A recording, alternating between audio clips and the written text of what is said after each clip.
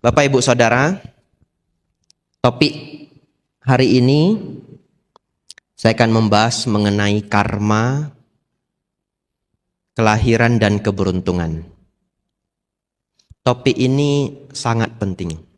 Bahkan kalau seseorang tidak paham hukum karma atau tidak punya sadha keyakinan pada kelahiran kembali, nanti Bapak Ibu boleh renungkan sendiri. Semua ajaran Dhamma Sang Buddha yang lainnya runtuh semua. Runtuh semua. Ya, jadi kalau orang tidak percaya hukum karma, tidak percaya punarbawa, punarbawa bahasa Pali artinya kelahiran kembali. Seseorang tidak yakin hukum karma, tidak yakin punarbawa, ajaran Buddha runtuh semua. Kenapa? Coba. Kalau seseorang tidak yakin ada hukum karma, untuk apa merawat sila? Betul ya? Untuk apa capek-capek merawat sila? Nggak usah dah. Nggak ada itu hukum karma. Kalau seseorang tidak yakin ada kelahiran kembali, untuk apa berbuat baik ya? Menabung kebajikan, toh nanti sudah mati, sudah ndak ada. Oleh karena itu orang yang tidak memahami dua hal ini, sulit memahami ajaran Buddha yang lainnya. Oleh karena itu mari hari ini kita memahami dimulai dari bagaimana sesungguhnya hukum karma. Bapak Ibu Saudara, ada satu cerita, kisah nyata, beberapa kali juga saya sampaikan cerita ini karena sangat bagus. Di Tuscumbia, Amerika, di Alabama, saya juga belum pernah ke sana ya. Bapak Ibu yang ingin tahu nanti Google ya, Alabama. Tahun 1880, jadi sudah 100 tahun lebih yang lalu. Ada satu keluarga yang cukup mapan. Mereka sudah punya satu anak laki-laki. Kemudian lahir satu anak perempuan. Bayi ini sehat, normal, cantik ya. Kemudian anak bayi ini tumbuh besar. Namun ketika dia berusia 19 bulan, dia sakit. Dia terkena penyakit yang dokter juga tidak tahu apa penyakit itu. Kemudian anak perempuan ini umur 19 bulan menjadi buta dan tuli. Menjadi buta dan tuli. Jadi permasalahan muncul. Tentu keluarganya sangat sedih. Tetapi ada satu permasalahan muncul. Mereka tetap merawat anak ini dengan baik, dengan kasih sayang yang luar biasa. Karena anak sendiri. Tidak ada orang tua yang membuang anaknya kalau anaknya sakit ya. Nah, mereka merawat dengan penuh kasih sayang. Hanya sekarang bayangkan kalau Bapak Ibu Saudara yang sudah pernah punya anak ya, karena saya belum pernah dan mungkin tidak akan pernah begitu ya. Bapak Ibu Saudara yang sudah pernah punya anak ya, kalau anaknya sudah mulai besar, kalau 19 bulan itu kan sekitar 1,5 tahun. Tapi sekitar umur 1,5 tahun, 2 tahun, Bapak Ibu sudah mulai ngajari dia ngomong, betul ya? Kursi, kursi, ini papa, papa, mama, mama gitu. Diajari satu-satu. Sekarang kalau dia buta dan tuli ngajarinya bagaimana? Kalau dia hanya buta, bisa diajari lewat pendengaran, betul ya? Kalau dia hanya tuli, masih bisa diajari huruf. Kita buat A begitu, dia akan bisa buat A. Pelan-pelan kita bisa ajari A sampai Z, mungkin ketika dia umur 3 tahun, 4 tahun ya. Kemudian mau ngajari ini buah nanas, N, E, N, A, S. Setelah dia bisa melihat huruf, memahami huruf, menulis huruf, membaca huruf, pelan-pelan dia bisa dikasih les atau diajarkan huruf Braille. Tahu huruf Braille ya? Huruf Braille itu yang timbul. Jadi bisa diraba. Yang kepengen tahu nanti pulang ke apotik beli minyak GPU. Ini saya tidak di endorse ya. Beli minyak GPU itu ada huruf Braille-nya. Nah, jadi dulu saya ambil minyak GPU, kemudian saya raba-raba. Waduh, sampai kapan pun tidak bisa ngerti itu huruf Braille ya. Karena Bapak Ibu Saudara raba, waduh sulit sekali memahami titik-titik itu. Karena tangan kita tidak sensitif. Tapi mereka yang tunanetra, ujung jari mereka menjadi sensitif. Konon katanya, bahkan orang tunanetra, kalau mereka megang uang, dari ujungnya, pegang ujungnya, tarik sampai ujungnya, dia tahu itu uang berapa. Nah, 50.000, pegang ujungnya, tarik begini, seret, 50.000. Konon katanya. Tidak tahu benar atau tidak. Nanti Bapak Ibu pulang latihan ya.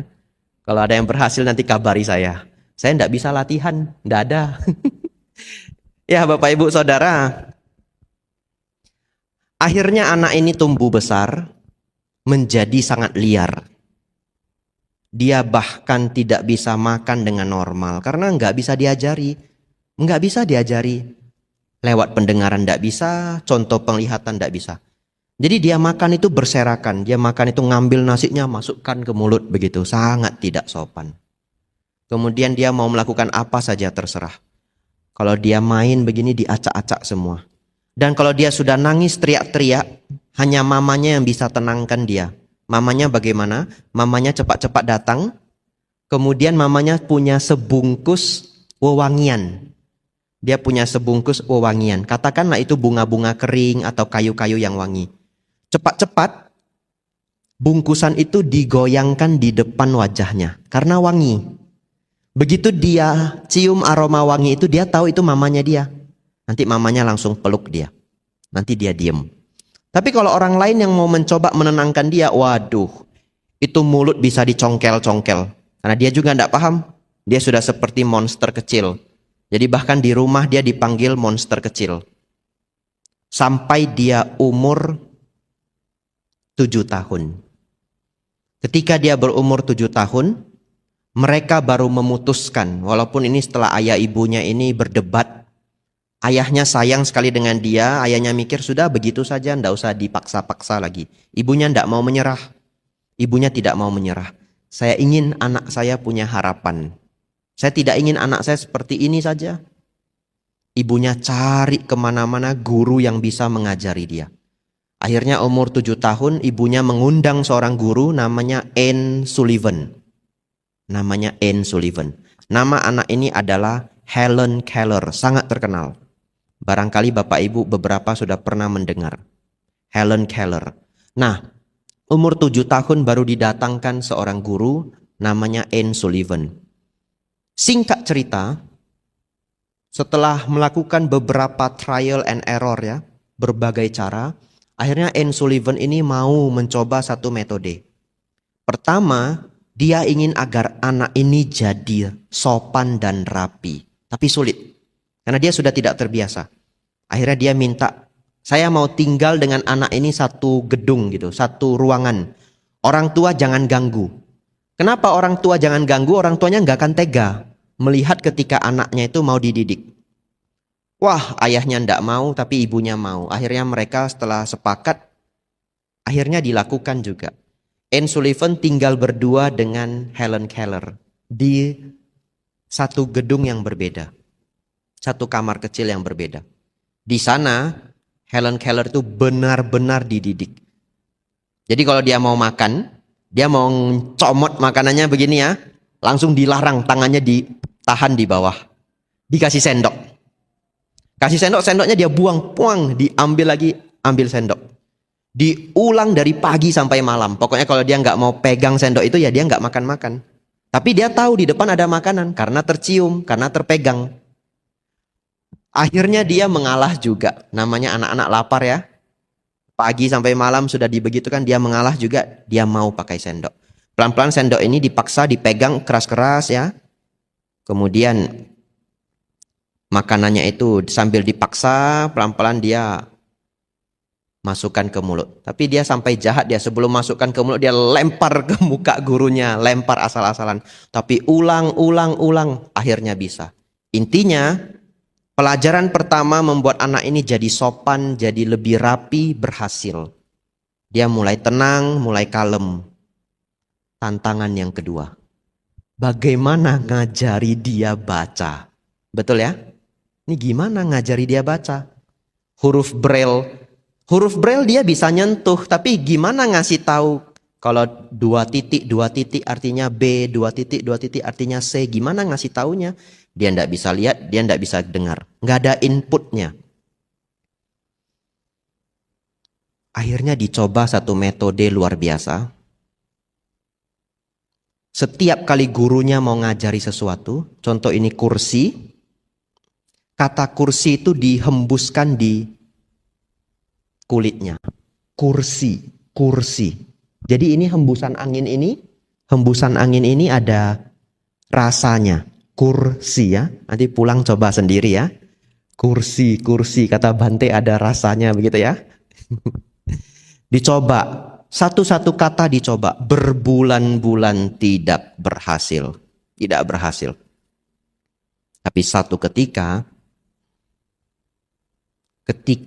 dia menyentuh air di depan tempat sumur yang pakai ungkit itu, sumur ungkit ya, tidak tahu namanya apa di sini. Kemudian air itu keluar, anak ini diajari kata pertama water, yang artinya air. Dan itu kali pertama dia bisa mengulang water, karena dia bisa bicara. Betul ya? Dia tidak bisu, tapi tentu suaranya tidak bagus. Water. Dan itu kali pertama dia bisa diberi input. Guru, orang tua, satu keluarga semua terkejut luar biasa. Sejak hari itu, dia mulai diajari input. Kemudian dia pegang kunci. Setiap dia pegang sesuatu, dia cepat-cepat ngasih tangan ke gurunya. Anak ini cerdas. Jadi anak ini cerdas, dia hanya cacat saja. Dia pegang buku, cepat-cepat dia cari gurunya atau mamanya, dia kasih tangan. Nanti dia ajari, buku. Satu-satu, hari ke hari, dia mulai mengenal ini semua. Benda-benda dan namanya. Kemudian, sudah mulai bisa diajari sign language, bahasa isyarat. Ini ada bahasa isyarat, pernah tahu ya? Nah, bahasa isyarat ini bagaimana ngajarinya? Gurunya buat bentukan tangan, kemudian dia memegang. Jadi digenggam. Kemudian tangan dia itu diatur sampai mirip dengan yang tadi dibuat oleh gurunya. Pelan-pelan, dia bisa bahasa isyarat. Sangat luar biasa. Kisah nyata. Nama anak ini Helen Keller. Nah, Bapak Ibu Saudara, kita berhenti sebentar. Kita bahas hukum karma. Bapak Ibu Saudara, hukum karma, kalau kita bertanya kenapa Helen Keller ini bisa sakit umur 19 bulan, kenapa dunia begitu tidak adil, inilah cara bekerja hukum karma. Kalau seseorang pernah berbuat buruk di kehidupan yang lampau, maka di kehidupan ini dia akan merasakan buahnya atau akibatnya. Tapi hari ini yang ingin saya tekankan, bahwa nasib seseorang itu tidak hanya ditentukan oleh karma lampau. Tapi saya akan bahas mengenai karma lampau dulu. Karma lampau yang menjadikan kita lahir seperti ini hari ini, lahir di kota apa, wajah seperti apa, itu adalah hal yang memang tidak bisa kita ubah lagi. Ya. Itu yang kita bawa dari kehidupan yang lampau. Seperti pada Helen Keller ini. Nah, saya lanjut dulu ceritanya, saya pikir. Nanti kita bahas lagi mengenai karma. Agar komplit. Kemudian Bapak Ibu Saudara, Helen Keller ini setelah dia bisa huruf Braille, bisa tulis, dia sekolah. Dia bisa ikut sekolah. Tapi gurunya selalu nemani. Setelah dia tamat sekolah, dia mendaftar ke universitas umum, bukan universitas untuk blind and deaf ya. Kalau di Amerika itu ada blind and deaf school, itu sekolah untuk buta dan tuli, atau sekolah untuk orang tuli saja juga ada. Bahkan universitas-universitas top dari Yale University yang khusus untuk orang yang tunarungu itu juga ada. Tapi dia tidak gabung ke sekolah seperti itu, dia masuk sekolah umum. Dan luar biasanya Bapak Ibu mungkin terkejut, dia berhasil masuk Radcliffe College, Harvard University. Salah satu universitas terbaik di dunia. Tapi Bapak Ibu barangkali bingung, ini belajarnya gimana dia? Betul ya? Belajarnya gimana? Dia harus selalu diikuti gurunya, Anne Sullivan. Jadi Bapak Ibu Saudara, gurunya ini akhirnya menjadi temannya, menjadi teman hidupnya sampai gurunya meninggal. Selalu di sisinya. Gurunya juga tidak menikah. Nah, setiap dosen mengajar, nanti gurunya itu akan memberi sign language, ya, dalam bentuk-bentuk jari dan tangan ini ditempelkan ke punggungnya. Jadi ibaratnya kalau di sini ya, sambil dosen mengajar, gurunya itu kasih sign di sini. Sebenarnya ada video YouTube-nya, tapi tidak saya siapkan. Nanti yang penasaran tulis sendiri di Google Helen Keller, L-nya 2. Nah, di situ dia belajar. Dan akhirnya dia lulus dari universitas. Tidak hanya lulus, dia sangat berprestasi. Dia buat banyak buku, banyak pidato sepanjang hidupnya, dan juga banyak tulisan-tulisan ilmiah. Akhirnya dia jadi seorang pengacara pelindung hak asasi manusia.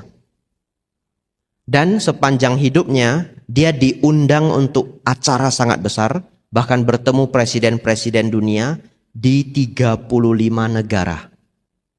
Jadi Bapak Ibu Saudara, dari sini kita belajar bahwa Helen Keller ini lahir dengan karma buruk. Betul ya? Setelah lahir umur 19 bulan jadi buta dan tuli. Tapi nasib kehidupan seseorang itu tidak hanya ditentukan oleh karma buruk masa lampau. Karena nasib itu adalah perpaduan. Jadi hari ini kita harus belajar nasib itu adalah perpaduan antara kehidupan lampau, karma kehidupan lampau, dan karma kehidupan ini. Karma itu artinya sesuatu yang sengaja kita lakukan melalui pikiran, ucapan, dan perbuatan. Yang sengaja dilakukan melalui pikiran, ucapan, dan perbuatan. Nah, yang sengaja dilakukan itulah membuahkan karma di masa yang akan datang. Nah, apa contoh karma atau buah karma di masa lampau yang sudah tidak bisa kita ubah? Contoh wajah. Kita lahir wajahnya begini. Betul ya? Kalau kita bisa atur ini, wah mungkin saya aturnya ini wajahnya Jay Chou gitu ya. Atau wajahnya pilih kayak Andy Lau begitu. Tapi saya dapat wajah begini. Tapi jadi biku tidak ganteng-ganteng sekali, bagus juga begitu ya. Tidak repot ya. Kalau biku terlalu ganteng susah. Nanti sering dicat, Bante sudah makan. Wah ribet saya. Kemudian kita lahir sehat atau tidak. Itu berhubungan dengan karma lampau. Ada orang mungkin kurang beruntung, lahir organ tubuhnya ada yang cacat. Kemudian kita lahir di kota mana? Lahir di negara mana? Ibu ayah kita siapa? Tidak bisa request, betul ya? Tidak bisa request. Saya dulu juga bingung, kenapa saya lahir di kota Medan, lahir di Pulau Sumatera, padahal dunia seluas ini. Saya benar-benar heran. Lahir jadi minoritas, kemudian agama saya 0,7% saja. Agama Buddha cuma 0,7% di Indonesia. Saya di Thailand sering ditanya, Tan Kap, di Indonesia, Chao Put miกี่%? Itu bahasa Thainya. Auso, kalau yang lebih senior ya, Auso itu artinya sahabat. Biku senior manggil biku junior. Auso, di Indonesia itu umat Buddha ada berapa persen? Saya jawab gurunya, 0,7%. Mereka pasti terkejut. 0,7%. Karena di Thailand agama Buddha itu 90%. Orang Thai itu 80 juta jiwa. Jadi kalau kita ke Thailand itu terbalik. Kalau di Indonesia susah cari biku, susah ketemu wihara, betul ya? Tapi kalau ke Thailand setiap sudut ada biku. Kalau pagi-pagi ke pasar biku di mana-mana karena pindah patah. Kemudian kalau kita ke Thailand itu hampir setiap jalan itu ada wihara. Nah, jadi ada memang buah karma lampau yang sudah tidak bisa kita ubah. Tidak bisa lagi kita ubah, kita lahir sudah begini. Tetapi nasib seseorang tidak hanya berhubungan dengan karma kehidupan lampau. Juga ada karma kehidupan ini. Dan karma kehidupan ini sangat penting. Itu yang menentukan nasib Bapak Ibu Saudara di masa yang akan datang. Jadi apa yang kita lakukan hari ini menentukan yang akan datang.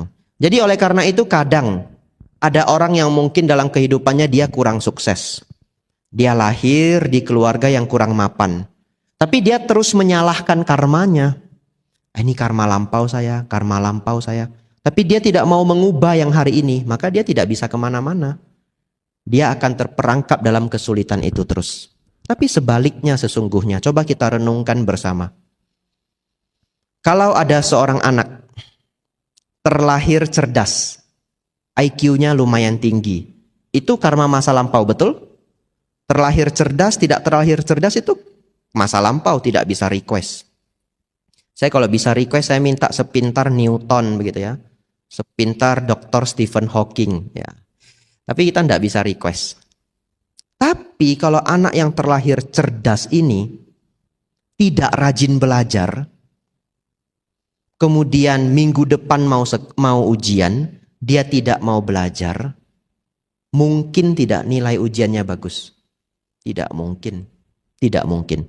Sepintar apapun seseorang, kalau dia ujian fisika, dia tidak mau hafal rumus, dia tidak akan bisa kerjakan itu. Betul ya? Karena kalau tidak ada rumusnya, sudah nggak bisa dilogikakan. Sepintar apapun seseorang ya, kalau dia ujian misalkan matematika, dia tidak mau ngerti hukum dasar aljabar misalkan. Wah, dia bingung sekolah, bingung semua waktu dia ujian. Nah, dia terlahir pintar, itu adalah buah karma lampau. Tapi hari ini dia mau belajar atau tidak, itu adalah karma kehidupan ini. Bapak Ibu Saudara, kalau Bapak Ibu ingin punya kehidupan yang baik, perlu perpaduan dua ini. Yang lampau dan yang saat ini. Tapi karena yang lampau sudah tidak bisa kita ubah, maka kita fokusnya yang saat ini. Yang saat inilah yang menjadi yang terpenting. Satu cerita lagi. Mengenai Punarbawa, kelahiran kembali. Ada seorang doktor namanya adalah Ian Stevenson, sangat terkenal sebenarnya di dunia Buddhis. Barangkali atas Silani pasti pernah mendengar Ian Stevenson. Nah, Dr. Ian Stevenson ini sangat tertarik dengan penelitian mengenai past life atau kehidupan lampau. Kenapa demikian? Dia seorang psikolog. Selama dia menjadi psikolog, dia sering mendapatkan pasien anak-anak yang bermasalah. Karena kalau di negara modern, anak-anak kalau lambat belajar atau lambat ngomong atau hiperaktif, autis, mereka akan bawa ke psikolog. Ternyata Dr. Ian Stevenson sepanjang hidup beliau, sepanjang beliau menjadi psikolog, beliau sering ketemu anak-anak yang mengaku masih ingat apa kehidupan lampaunya. Jadi bahkan ada seorang anak namanya Barbara, dia datang dia ngomong, saya bukan Barbara, nama saya N. Ini orang tua ini bukan orang tua saya tidak tahu mereka siapa. Jadi Bapak Ibu Saudara, kalau hari ini Bapak Ibu tidak bisa mengingat kehidupan lampau Bapak Ibu, bersyukurlah. Karena kalau Bapak Ibu masih ingat, waktu tiba-tiba sudah umur 2-3 tahun, lihat orang tuanya, kita jadi bilang, kamu bukan mama saya. Seingat saya kamu bukan mama saya. Wah, berabe ya. Nah, ada seorang anak. Nah, Dr. Ian Stevenson selama melakukan penelitian, ada satu kasus yang unik. Walaupun sepanjang hidupnya dia merekam 25.000 kasus. Dan dia menulis beberapa buku yang akhirnya menjadi cukup terkenal. Tapi dari begitu banyak kasus, ada satu kasus yang mereka teliti dengan sangat serius. Anak ini namanya adalah James Leininger. Dia lahir di Louisiana. Anak ini normal. Anak laki-laki ini normal. Dan ayahnya itu adalah seorang evangelist Christian. Saya tidak tahu apa itu evangelist Christian. Nanti Bapak Ibu silahkan cek di Google. Tapi kalau saya tidak salah, itu adalah Kristen Protestan. Tentu dalam ajaran Kristen tidak ada reinkarnasi, betul ya? Tidak ada reinkarnasi. Tapi anak ini ketika umur 2 tahun dia ngotot cerita ke papa mamanya kalau dia itu dulu adalah pilot yang ikut perang dunia kedua. pilot Amerika yang tertembak oleh Jepang kemudian jatuh meninggal di laut. Dia ngotot cerita itu. Orang tuanya mikir dia cuma berfantasi, jadi ya sudah dibiarkan saja, namanya anak-anak ya. Coba Bapak Ibu bayangkan, Bapak Ibu punya anak tiba-tiba umur 2 tahun, Papa, dulu itu saya lahir di Norwegia. Ya, ini anak ya nonton TV kebanyakan. Mamanya paling nanya, apa itu kamu buka YouTube kasih anakmu lihat apa, begitu ya. Kenapa dia asik-asik ngaku, dia itu dulu lahir di Norwegia, dulu dia tinggal di Norwegia, misalkan begitu. Jadi James Leininger ini umur 2 tahun terus mengaku-ngaku kalau dulu dia seorang pilot. Akhirnya setiap hari anak ini menceritakan detail-detail tentang Perang Dunia Kedua. Dia cerita kalau dulu itu dia itu pesawatnya itu diterbangkan dari Natoma. Nama kapalnya adalah Natoma. Kemudian pesawatnya bagaimana? Dia ketika menjadi tentara bagaimana? Kemudian dia cerita ketika dia menjadi tentara, nama dia adalah James Houston. Jadi sama-sama James, unik ya. Saat ini dia umur 2 tahun, namanya adalah James Leininger. Tapi dulu ketika dia tentara, namanya adalah James Houston. Sama-sama James. Pelan-pelan dia cerita makin detail. Papanya mulai curiga. Bagaimana anak sekecil ini setiap hari nontonnya kartun, tapi bisa tahu detail-detail Perang Dunia Kedua. Padahal itu jaraknya 50 tahun yang lalu dari umur eksistensi anak ini. Akhirnya papanya sudah terlalu curiga, papanya cek di internet. Natoma yang sering dia ceritakan. Ternyata memang ketika Jepang mau menyerang Hiroshima, mereka punya 2 tempat lepas landas pesawat. Salah satunya namanya adalah US Natoma USS. Papanya langsung terkejut luar biasa. Kemudian orang tuanya membawa James ini ke psikolog. Beruntung pula psikolog ini cerdas. Psikolog ini minta anak ini untuk gambar pesawat. Karena dia ngaku dia adalah pilot, betul ya? Diminta untuk gambar pesawat. Setelah dia gambar pesawat, psikolognya minta, coba kamu jelaskan spare part pesawat. Coba ini saya tes. Ada yang tahu bahan bakar pesawat? Aftur ya. Itu tidak semua orang tahu loh. Jangankan spare part ya. Bahan bakarnya saja tidak semua orang tahu. Bahan bakar pesawat itu bensol atau aftur. Tapi anak ini umur 2 tahun lebih. Dia jelaskan ini loh namanya ini. Spare part bagian ini namanya ini. Bagian ini namanya ini. Dari situ psikolognya sadar bahwa ini kasus spesial. Kemudian dilacak, mereka mulai serius melacak, ada ndak tentara namanya James Houston. Dan semuanya ketemu. Semuanya ketemu. Bahkan teman dari James Houston masih hidup. Namanya saya catat. Jack Larson. Jadi temannya sudah tua. Sebenarnya ada fotonya. Foto anak kecil ini difoto bareng sama temannya yang sudah tua. Namanya Jack Larson.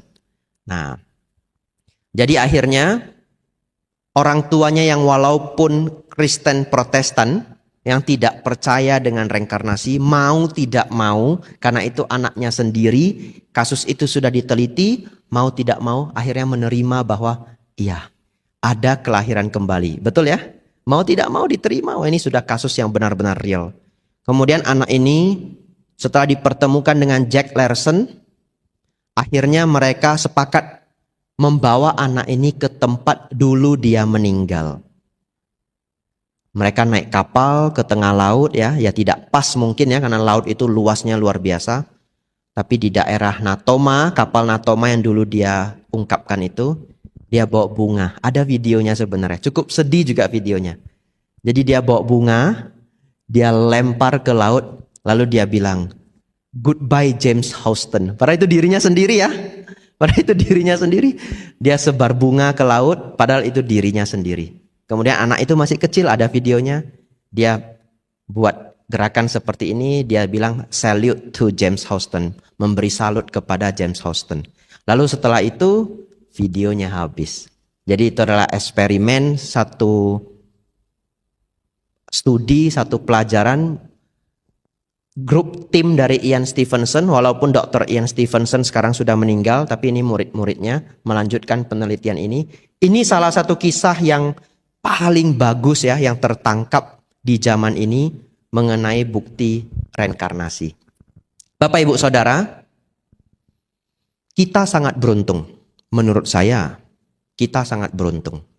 Kalau kita memahami hukum karma itu sangat sederhana Bapak Ibu.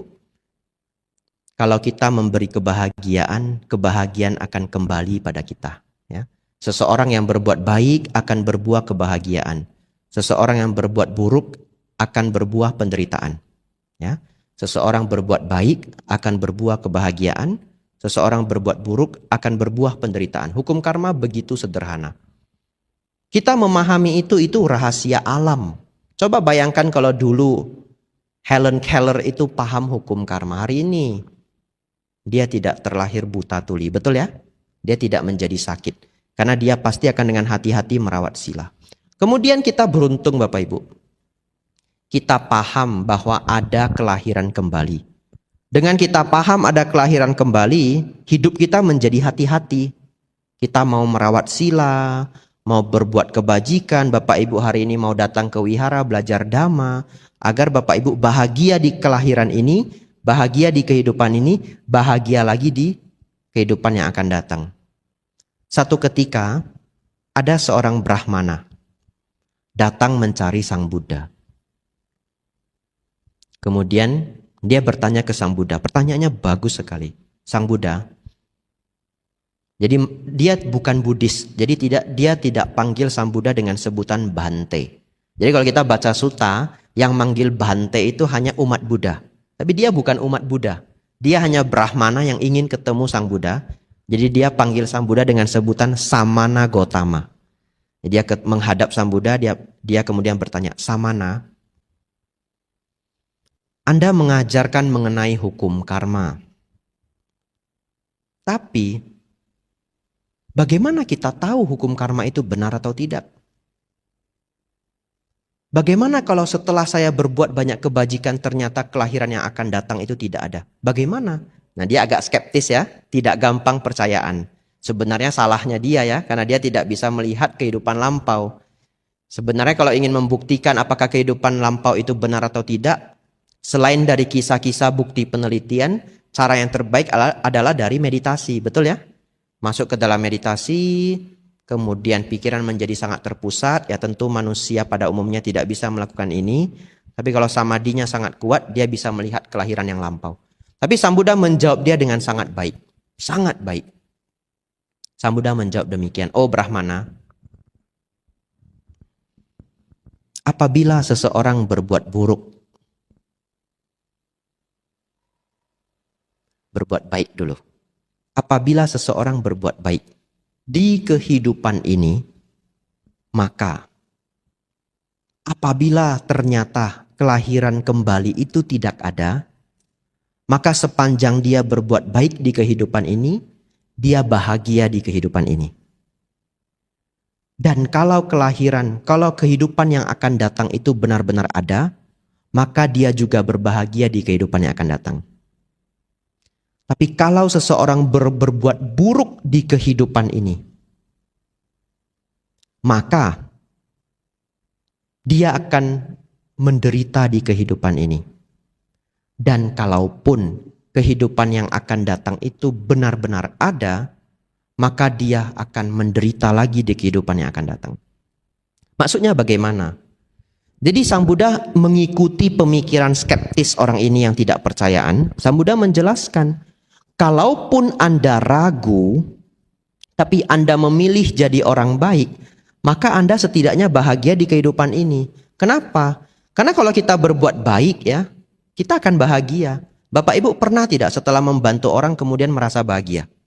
Pernah. Bapak Ibu pernah berpikir enggak setelah traktir temannya makan, teman kita jadi lebih akrab dengan kita? Betul? Itu adalah buah langsung, tidak perlu menunggu kehidupan yang akan datang. Bapak Ibu dulu mendapatkan orang tua yang baik. Hari ini Bapak Ibu merawat orang tua Bapak Ibu. Betul ya? Coba dapat orang tua yang jahat. Sedikit-sedikit anaknya digetok kepalanya. Sedikit-sedikit anaknya digetok kepalanya. Ini mohon maaf kalau orangnya mendengar. Saya dulu pernah di Jakarta, didatangi seorang ibu membawa anaknya sudah menjadi gila. Mohon maaf. Karena papanya sering jedot kepalanya ke dinding. Ini kisah serius. Jadi akhirnya saya ketemu anak ini di Dharma Ratna, sudah besar, mungkin sudah umur 21, 20. Dan dia benar-benar menjadi sakit. Katanya papanya itu sering jedot kepalanya ke dinding. Satu hari terlalu keras sampai dia pingsan. Saya masih berpikir, benar nggak ya dia sakit? Kemudian saya menunggu dia duduk di depan saya ajak ngomong, dia takut sekali. Melihat saya juga takut sekali. Kemudian tahu tidak, di samping saya itu adalah segar ya, larutan kaki 3. Ketika saya buka botol larutan kaki 3 itu kan ada suaranya krek gitu ya. Dia terkejut sampai nangis. Jadi bayangkan trauma yang muncul dalam dirinya. Nah, Bapak Ibu Saudara, kita kembali ke memahami hukum karma dari Brahmana ini. Sang Buddha menggunakan perspektif dia. Kalau Anda berbuat baik di kehidupan ini, Anda berbahagia satu kali. Karena berbuat baik di kehidupan ini, bahagia di kehidupan ini. Dan kalau ternyata kehidupan yang akan datang ada, Anda berbahagia lagi satu kali. Betul ya? Berarti kalaupun tidak ada, dia untung satu kali. Kalau benar-benar ada, untung 2 kali. Tapi kalau Anda berbuat buruk, begitu Anda berbuat buruk di kehidupan ini, Anda sudah rugi 1 kali. Karena orang yang berbuat buruk itu sebenarnya dapat banyak penderitaan. Hanya kadang dia tidak sadar. Contoh, seseorang yang pernah mencuri 1-2 kali, kemudian tersebar. Bisa dia dipercaya orang lagi? Gak bisa. Dia sudah sulit berbisnis untuk seumur hidupnya. Apalagi zaman sekarang. Kalau zaman dulu ya, dipecat secara tidak hormat, masuk koran. Kalau korannya koran analisa di kota Medan, yang tahu hanya orang Medan, dia bisa lari ke Balikpapan. Betul ya? Dia bisa lari ke Balikpapan. Tiba-tiba tinggal dekat sini. Bapak Ibu enggak tahu dia pernah mencuri. Tapi zaman sekarang kalau ada berita itu kadang di-share di Facebook. Wah, gawat. Oleh karena itu seseorang berbuat buruk, dia sudah menderita dulu. Dia sudah rugi dulu 1 kali di kehidupan ini. Dan bagaimana kalau ternyata kehidupan yang akan datang benar-benar ada, maka dia rugi 2 kali. Dia bisa terlahir lagi di alam yang menderita. Ataupun lahir di alam manusia kurang beruntung. Bapak Ibu Saudara, bagian yang terakhir ya. Karena tadi janji. Sebenarnya lewat enggak apa-apa kata Tasilani, tapi ceramahnya sekitar 45 menit. Terakhir. Judul kita hukum karma, kelahiran kembali dan keberuntungan. Ini yang ditunggu-tunggu nih, Bante gimana biar hoki, begitu ya? Ini ditunggu-tunggu dari tadi, Bante gimana biar hoki. Ya, Bapak Ibu Saudara, ini ada satu fenomena. Saya ajak Bapak Ibu untuk merenung. Satu fenomena. Di masyarakat, semua orang senang berdoa. Setiap agama masing-masing juga punya cara berdoanya masing-masing. Waktu saya kecil, saya sering ke kelenteng, ikut mama. Nah, kalau di kelenteng itu orang pasti doa meminta-minta, betul ya? Pernah nggak berpikir begini? Kenapa ya? Ada orang yang berdoa terkabul, ada orang yang berdoa tidak terkabul. Karena dulu waktu saya di Medan, ada kelenteng Kuan Kong, terkenal sekali, sangat terkenal. Ada yang pernah ke Medan? Ah, belum pernah, enggak apa-apa.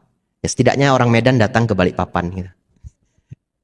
Nah, di kelenteng Kuan Kong itu, kalau Bapak Ibu ke sana Ceit Capgo, hari Uposata, Bapak Ibu pasti menangis. Ya, tahu kenapa menangis?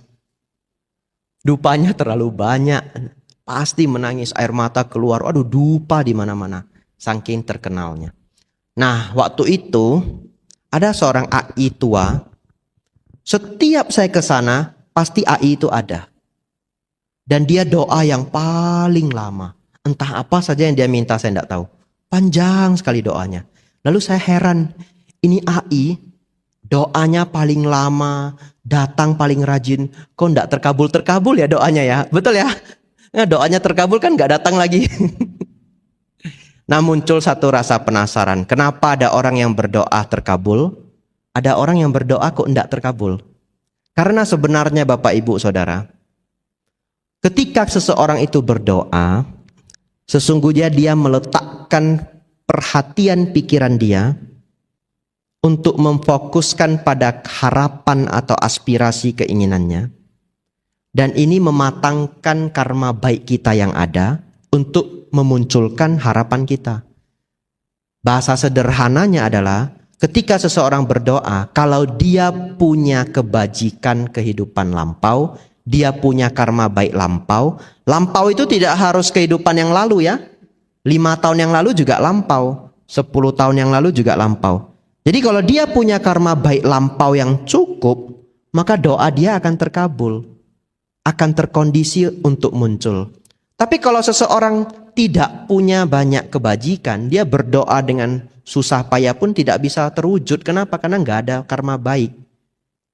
Oleh karena itu, memiliki, apa sinonimnya memiliki di bahasa Indonesia?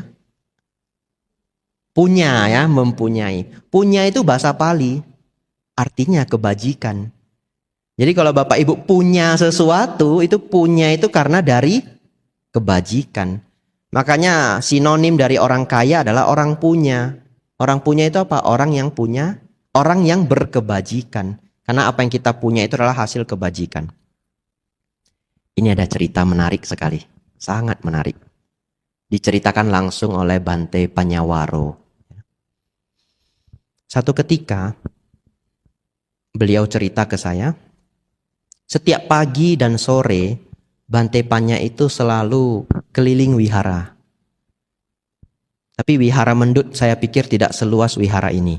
Ya, wihara Mendut kalau kita keliling, satu putaran mungkin 15 menit selesai ya kalau jalan pelan-pelan. Nah, setiap pagi beliaunya keliling, tapi pagi itu beliau turun ke ruang tamu, kemudian mau membuka gorden, dan ternyata gordennya rusak. Lalu beliau berpikir, nanti dengan supir perlu pergi nyari gorden yang baru di Yogyakarta. Karena wihara Mendut itu ada di Desa Mungkit. Dari Desa Mungkit ke Yogyakarta itu lebih kurang 1 jam. 1 jam lebih sedikit. Jadi beliaunya sudah berpikir ya, nanti perlu nyari gorden. Besoknya Bapak Ibu Saudara,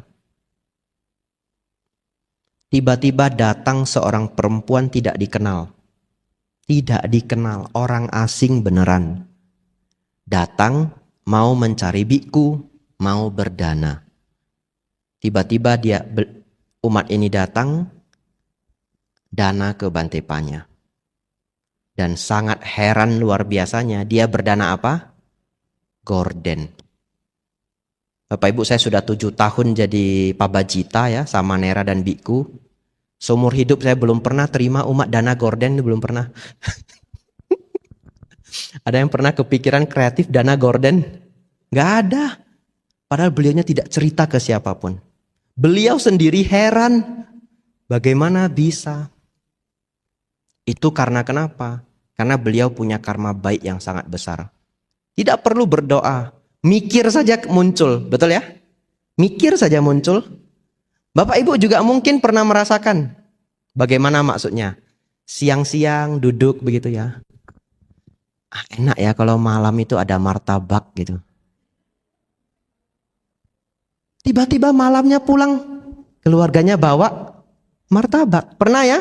Itu karena Bapak Ibu punya karma baik. Ini bukan kode ya, bukan kode Obiku Abicato mau makan martabak besok. Bukan ya? Bukan kode. Nah, bagaimana kalau orang yang tidak punya banyak kebajikan? Jangankan berpikir, dia sudah berdoa, sudah mengingat-ingat, sudah mengulang-ulang juga tidak muncul-muncul. Tapi kadang orang punya kebajikan luar biasa besar. Dia lewat di satu jalan, ada pohon mangga bagus sekali, pohon mangganya nggak ada yang punya, pohon mangga liar begitu ya. Buahnya itu sudah matang, dia lihat, aduh, bagus sekali mangganya ya, mangganya jatuh. Ada yang pernah mengalami? Iya, itu kalau yang pernah mengalami itu luar biasa Bapak Ibu, banyak kebajikan.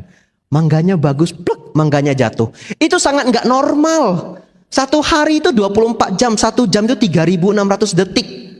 Berarti ada 3.600 detik kali 24 jam. Kemungkinan detik dia jatuh itu kecil kecil sekali, kenapa pas kita mikir dia jatuh, betul enggak? Itu sangat aneh.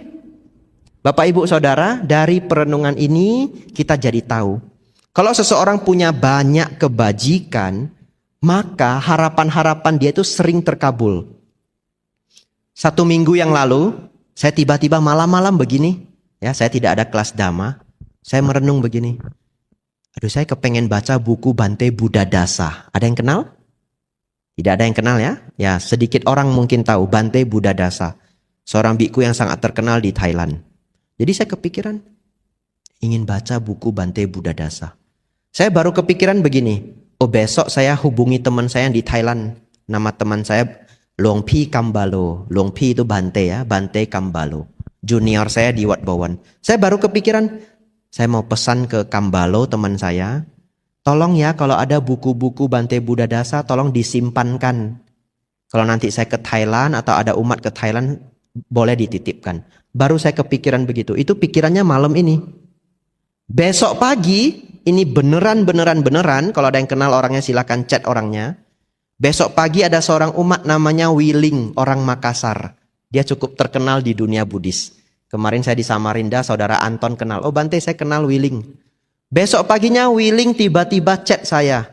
Bante, saya mau berdana buku untuk Bante. Serius ini. Kemudian dia bilang mau berdana 3 buku. Dia kirimkan fotonya. Bante Buddha Dasa, Bante Buddha Dasa. Saya terkejut luar biasa. 3 buku itu adalah 2 buku Bante Buddha Dasa. 1 buku Bante Dhammaudho Mahathera, biku Malaysia. Tapi buku Bante Dhammaudho Mahathera saya sudah punya. Jadi saya bilang ke Wiling, Wiling buku Bante Dhammaudho saya sudah punya. Coba nanti kirimkan saya saja buku Bante Buddha Dasa. Atau kalau mau kirimkan ketiganya juga boleh. Nanti buku Bante Dhammaudho saya danakan kembali untuk Bante Panya. Lalu saya terheran-heran. Ini baru kemarin saya mikir ya. Ingin baca buku Bante Buddha Dasa. Nah itu sedikit contoh kalau kita punya karma baik. Tapi saya belum selevel Gordon ya. Levelnya masih buku Dhamma. Nanti buat banyak kebajikan dulu. Bapak Ibu Saudara kembali ke doa.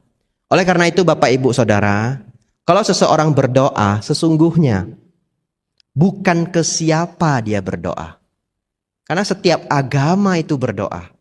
Setiap orang berdoa ke beda-beda objek. Beda-beda Tuhan. Ada orang bahkan kepercayaan lokal ataupun keyakinan daerah. Dia mungkin sembayangnya ke pohon. Dia mungkin berdoanya ke batu. Tapi pun ada yang mengatakan doa saya terkabul loh. Betul ya? Pun mengatakan doa saya terkabul. Sesungguhnya terkabul karena karma baiknya sendiri.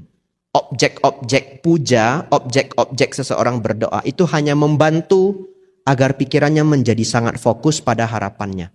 Tapi yang menjadi penentu adalah kebajikannya sendiri. Oleh karena itu Bapak Ibu Saudara, coba perhatikan dalam ajaran Buddha, Sang Buddha jarang sekali ngajari kita berdoa. Betul ya? Para biku juga ceramah jarang ya. Bapak Ibu berdoa besok minta jam 9 pagi pasang hio. Jarang sekali. Kenapa? Karena para biku dan juga dulu Sang Buddha terus mengajarkan Bapak Ibu berbuat kebajikan. Tanpa Bapak Ibu sadari, Bapak Ibu ketika banyak kebajikan, harapan-harapan Bapak Ibu menjadi kenyataan. Kehidupan menjadi lancar. Kehidupan menjadi beruntung. Kehidupan menjadi sukses. Apakah Bapak Ibu berdoa ataupun tidak berdoa? Tapi kalau teman Bapak Ibu, teman saudara-saudari Bapak Ibu berdoa, jangan dilarang. Karena itu adalah keyakinan setiap orang yang berbeda. Bapak Ibu mau berdoa juga silahkan. Tapi saya beritahu konsepnya. Doa itu hanya membantu. Tapi poinnya adalah kebajikan. Dalam bahasa Pali, kita juga seperti berdoa itu ada. Namanya adalah adithana. Tapi adithana dalam bahasa Pali artinya membuat tekad. Itu kita tidak meminta kepada siapapun. Ingat ya, tidak meminta kepada siapapun. Hanya mengulang tekad. Semoga besok. Dan diteruskan harapannya. Contoh, saya kepikiran, nanti saya mau buat program Pabaja di Mendut. Saya membuat adithana. Semoga nanti program Pabajanya lancar. Seperti itu misalkan ya. Bante minta ke dewa apa? Bante doanya ke bodhisatta apa? Enggak. Saya hanya membuat tekad di dalam pikiran. Itu namanya adithana. Dan kalau Bapak Ibu punya kebajikan, adithana itu bisa menjadi kenyataan. Ya Bapak Ibu Saudara, itu topik kita hari ini ya. Wah, ceramahnya lebih 7 menit.